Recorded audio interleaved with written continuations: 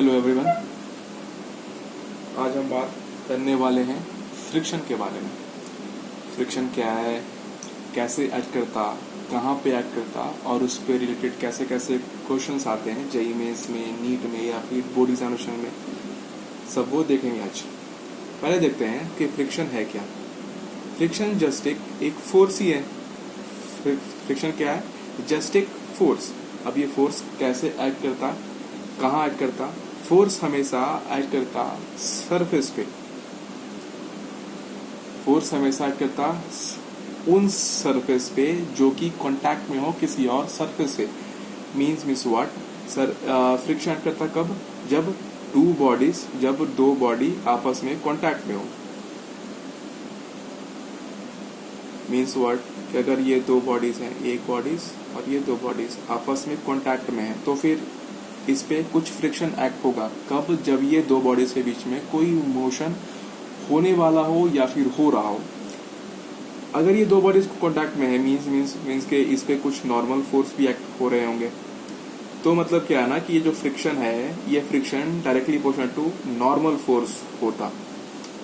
इसको मैं हटाऊं तो क्या होगा? F is equal to mu times N। अब ये म्यू क्या है?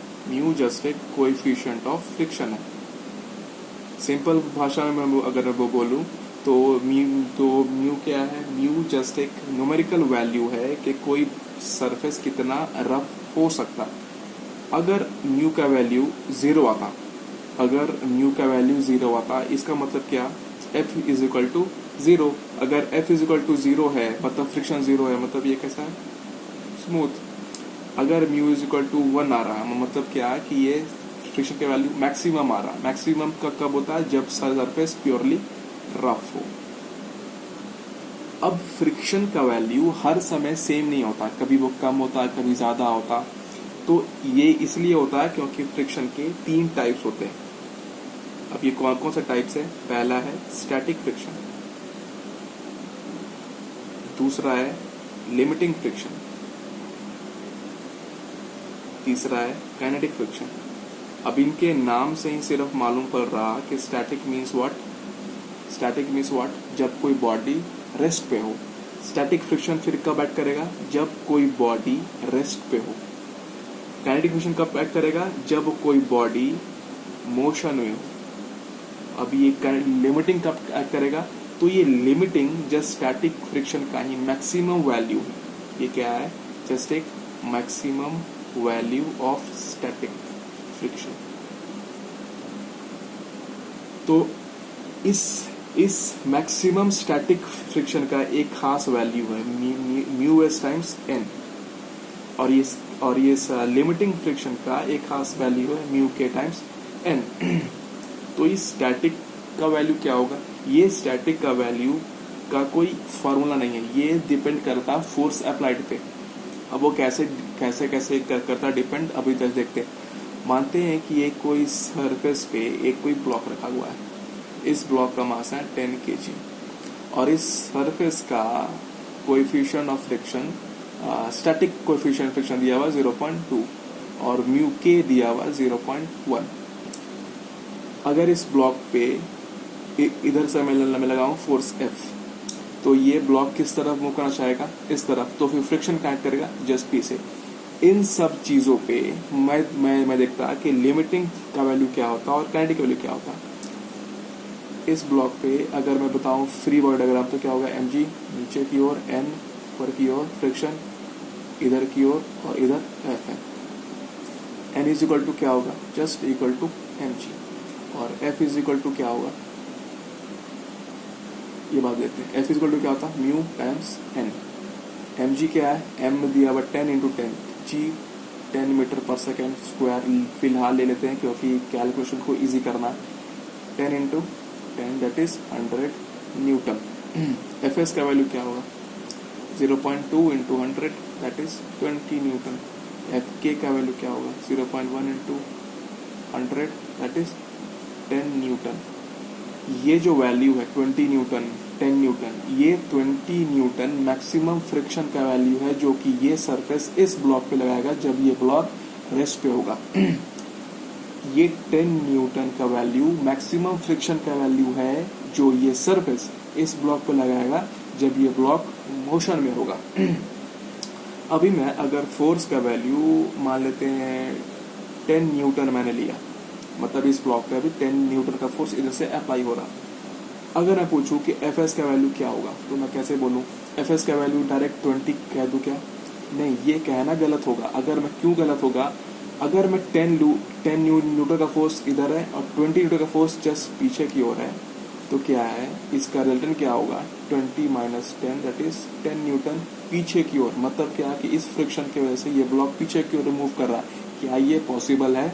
नहीं, बिल्कुल भी नहीं। तो ये चीज गलत है। तो फ्रिक्शन का वैल्यू क्या होगा? जब भी ये ब्लॉक ना इधर मूव कर रहा ना इधर मूव कर रहा तो ये इक्विलिब्रियम में है। मीन्स एफ एस का वैल्यू क्या होगा? Just equal to F that is equal to 10 newton. अगर एफ का वैल्यू मैं ले लूँ 15 तो फिर क्या होगा फ्रिक्शन का वैल्यू? अभी भी ये फोर्स इस फ्रिक्शन के लेवल तक पहुंच नहीं पाया तो फ्रिक्शन का वैल्यू क्या होगा? Just 50 Newton. अगर एफ एस का वैल्यू होगा 20 न्यूटन, अब क्या होगा? अब ये फोर्स इस फ्रिक्शन के लेवल पे जस्ट पहुंच चुका है तो क्या होगा फ्रिक्शन का वैल्यू? फ्रिक्शन का वैल्यू क्या होगा? Just 20 Newton. अब मान लेते हैं फोर्स का वैल्यू अब आ गया 30 न्यूटन मैंने ले लिया। अब फ्रिक्शन का वैल्यू क्या लूँ मैं? डायरेक्ट बोल दूँ क्या 30 न्यूटन? नहीं, ये गलत है। क्यों गलत है? क्योंकि फ्रिक्शन का मैक्सिमम वैल्यू 20 न्यूटन ही है।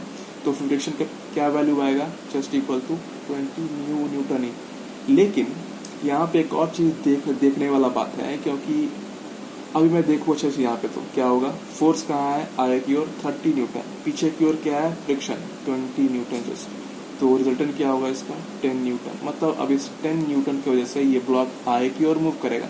जब ये मूव करना शुरू हो गया तो फिर ये फ्रिक्शन नो लॉन्गर अब ये एग्जिस्टेंस में ही नहीं है। तो अब कौन सा एक्ट करेगा? अब ये वाला एक्ट करेगा। मीन्स व्हाट कि 20 नहीं, अब ये 10 न्यूटन ही जस्ट एक्ट करेगा। मतलब ये आर क्या आएगा? अभी 20 न्यूटन के आसपास। मतलब मीन्स अब ये 20 न्यूटन का फोर्स से ये बॉडी आगे की ओर मूव कर रहा है। एक एक्सेलेरेशन का वैल्यू कितना आएगा? 20 by mass 10 that is 2 metre per second. अब इस 2 मीटर पर सेकेंड स्क्वायर का एक्सेलेरेशन से अब ये ब्लॉक आगे की ओर मूव करेगा जब फोर्स का वैल्यू स्टैटिक फ्रिक्शन का लेवल से इंक्रीज करे। अब इसको देखें अच्छे से तो क्या होगा? अगर फोर्स का वैल्यू स्टैटिक फ्रिक्शन से, लिमिटिंग फ्रिक्शन से कम है, छोटा है, तो फिर क्या बॉडी मूव करेगा? नहीं, बॉडी इज इन रेस्ट। अगर फोर्स का वैल्यू इंक्रीज करता लिमिटिंग फ्रिक्शन से तो फिर क्या होगा? Body starts moving. इस केस में फ्रिक्शन का value just equal to force ही होगा और इस केस में फ्रिक्शन का value just equal to kinetic friction होगा। बात समझ में आई क्या?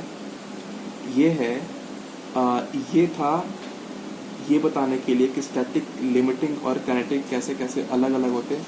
अब यही जब चीज़ों से अगर मैं देखूँ, ध्यान से देखूँ तो एक बात याद आता है कि लिमिटिंग फ्रिक्शन मैक्सिमम होता, उससे छोटा क्या होता?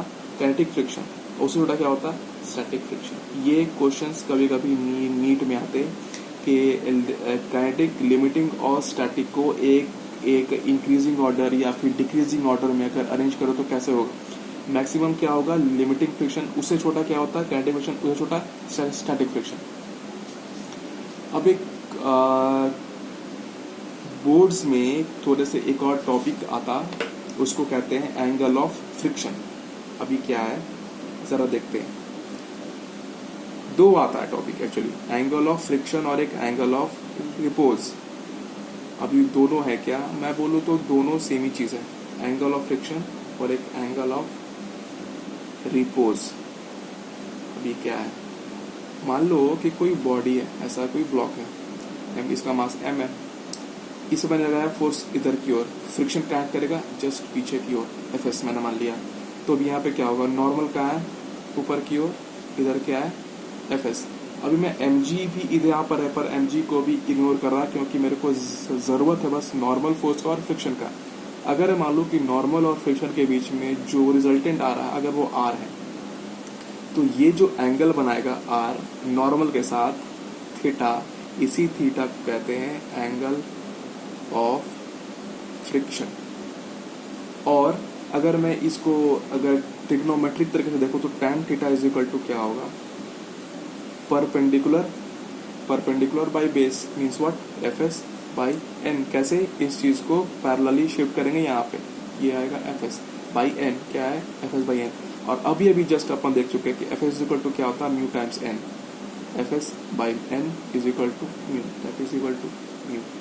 मीन्स व्हाट कि थीटा जो है, ये थीटा जो है वो एंगल ऑफ फ्रिक्शन है, और tan थीटा क्या है, कोएफिशिएंट ऑफ फ्रिक्शन, जस्ट एक रिलेशन है बस।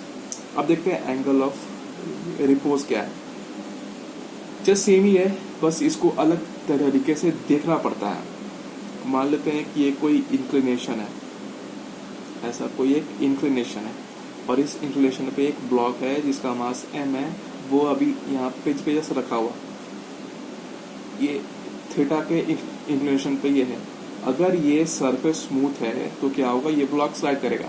लेकिन अगर ये सरफेस स्मूथ नहीं है, इसका कुछ कोएफिशिएंट ऑफ फ्रिक्शन है, तो फिर क्या ये स्लाइड करेगा, स्लाइड कर सकता है, नहीं भी कर सकता। तो मैं क्या कर रहा, मैं इसका इंक्लिनेशन को, थीटा एंगल को मैं धीरे धीरे इंक्रीज कर रहा, एक ऐसे वैल्यू पे जाके मैंने रोका जिस वैल्यू पे ये ब्लॉक जस्ट अब स्लिप करना शुरू कर जाए। मतलब क्या कि ये मैक्सिमम एंगल थीटा है जहां पे ये ब्लॉक अभी तक रुका हुआ, थोड़ा सा और बढ़ाऊंगा तो ये अब ये स्लिप कर जाएगा, मतलब ये भी इक्विलिब्रियम पोजीशन में। अगर मैं देखूँ तो क्या होगा, इधर क्या है, फ्रिक्शन एक्ट करेगा, नीचे को क्या होगा mg साइन थीटा, इधर क्या होगा mg नीचे की ओर mg कॉस थीटा, और ऊपर की ओर नॉर्मल। अगर ये बॉडी अभी इक्विलिब्रियम में है तो mg कॉस थीटा